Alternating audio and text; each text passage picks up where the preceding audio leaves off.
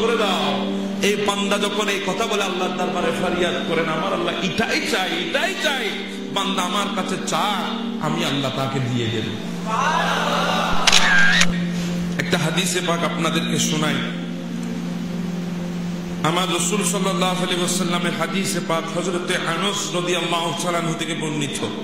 তিনি বলছেন, قال سمعت رسول الله صلى الله عليه وسلم, আমি আমার নবীকে বলতে শুনেছি, আল্লাহ তাআলা বলেছে, ওহে বনি আদম, দেখেন একটা জিনিস মাথার ভিতর ঢুকাবেন, বনি আদম শুধু মুসলমান নয়, বনি আদম শুধু মুমিন নয়, বনি আদম শুধু নামাজি নয়, বনি আদম শুধু দিনদার পরহেজগার নয়, বনি আদম শুধু মুত্তাকি নয়, বনি আদম শুধু রোজাদার নয়, যাকাত প্রদানকারী নয়, হাজী নয়, কাজী নয়, চৌধুরী নয়, শিকদার নয়, মাতবর নয়, মোল্লা নয়, আলেম নয়, মুফতি নয়, মুহাদ্দিস নয়, মুফাসসির নয়, অধ্যক্ষ নয়, অধ্যক্ষ নয়। বনি আদমের ভেতর ওরাও আছে যারা সেকেন্ডে সেকেন্ডে আল্লাহর নাফরমানির মধ্যে লিপ্ত।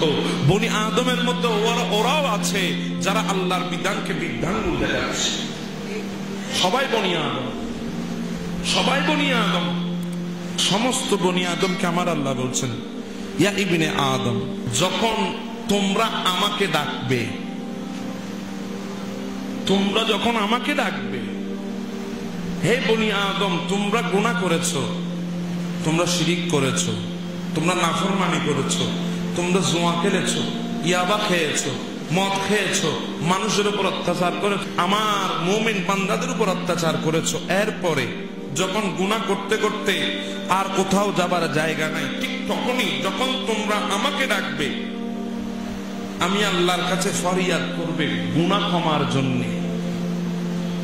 আমি আল্লাহর কাছে চাইবে গুনাহ ক্ষমা করার জন্য, গুনাহ ক্ষমা করার জন্য আমি আল্লাহর কাছে আশা রাখবে, ঠিক তখনই যখন তোমাদের আর কোথাও যাওয়ার কোনো অবস্থা নাই। আজকে মানুষ বাংলাদেশে মহামারী দেখা গেলে হয়তো অনেক কোটিপতি সিঙ্গাপুর পালায় যাইত বাঁচার জন্য, হয়তো আজকে ইতালিতে মহামারী দেখা গিয়েছে, সবাই পালিয়ে ইউরোপের অন্য কোনো দেশে চলে যাইত, হয়তো আজকে চীনের মধ্যে মহামারী দেখা গিয়েছে, হয়তো সেখান থেকে পালিয়ে মানুষ বাংলাদেশে আসতো না। এমন এক অবস্থা, পালানোর কোনো জায়গা, কোন দেশে যাবেন, কোন দেশে নিরাপদ নয়, সবখানে ছড়িয়ে গেছে, কোনো অবস্থা নাই, বাঁচার জন্য কোনো ব্যবস্থা নাই।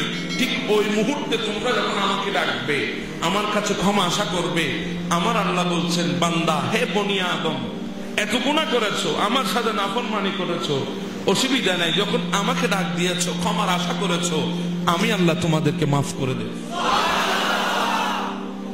একটু চিন্তা করে দেখেন, নিজের সন্তান যদি আব্বা আম্মার সাথে নাফরমানি করে, আমরা সহ্য করি না, কথা বলেন ঠিক না বেঠিক?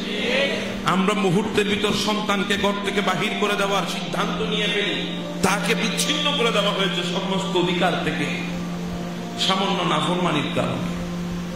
আর মা বাবা যদি সন্তানের নাফরমানি করে, তাহলে সন্তান মা বাবাকে ঘর থেকে বাহির করে দেবে, কথা বলেন ঠিক না বেঠিক? এগুলো আমাদের দেশের অবস্থা। আমি তোমাদেরকে ক্ষমা করব, শুধু তাই নয়, আমি আল্লাহ ক্ষমা করার ব্যাপারে কারো পরোয়া করি না। আমি আল্লাহ তোমাদেরকে ক্ষমা করে দেব, কারো পরোয়া করি না। আমি তোমাদেরকে মাফ করে দেব, কারো পরোয়া আমি আল্লাহ করি না। কখন মাফ করব?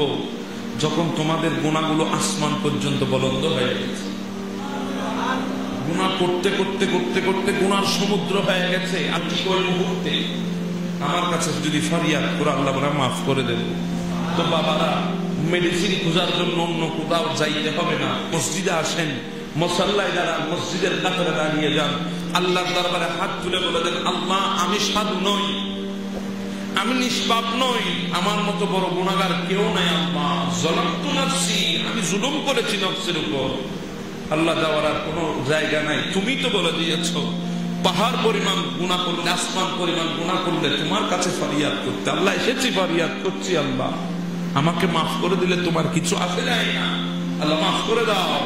এই বান্দা যখন এই কথা বলে আল্লাহর দরবারে ফরিয়াদ করেন, আমার আল্লাহ এটাই চাই, বান্দা আমার কাছে চায়, আমি আল্লাহ তাকে দিয়ে দেব।